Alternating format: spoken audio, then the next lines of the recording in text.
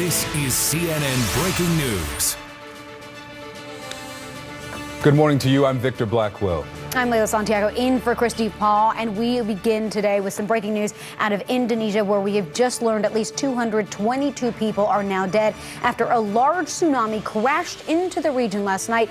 Hundreds more are injured and dozens right now still missing. The tsunami slammed into residential areas, destroying everything there. Look at this. The officials say there was no warning before this hit. We're learning this was likely caused by underwater landslides triggered by a volcanic eruption. And now look at this moment. It's the moment the tsunami crashed into a live concert.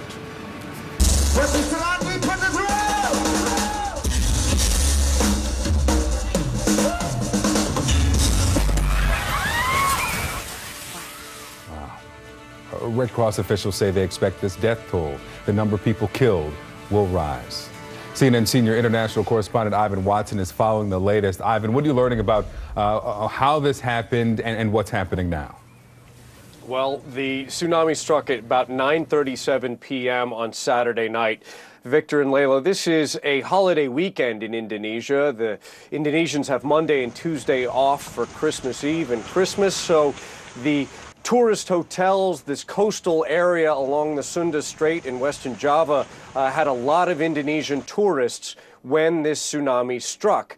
Now, Indonesian authorities are saying there was no tsunami warning because there was no earthquake registered.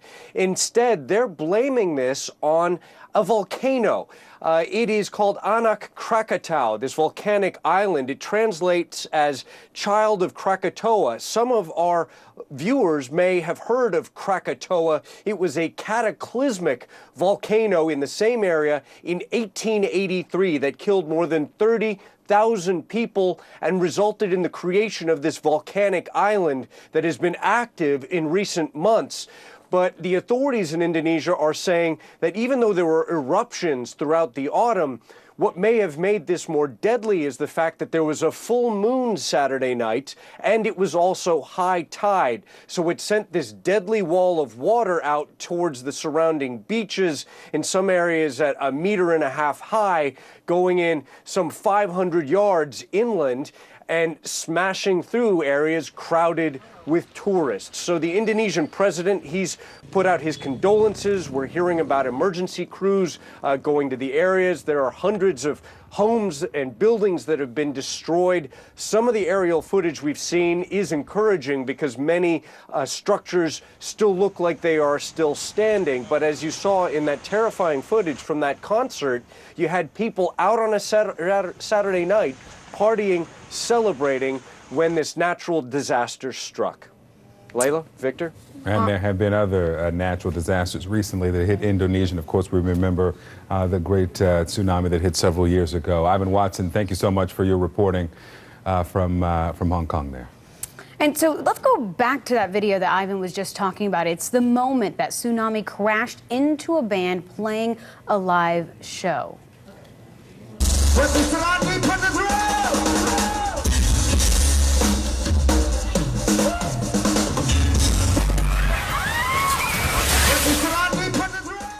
Just hearing the screams that come from that. And again, no warning. It just comes from behind them and knocks them off the stage. Now, the lead singer of the band posted this video on social media just hours after the tsunami.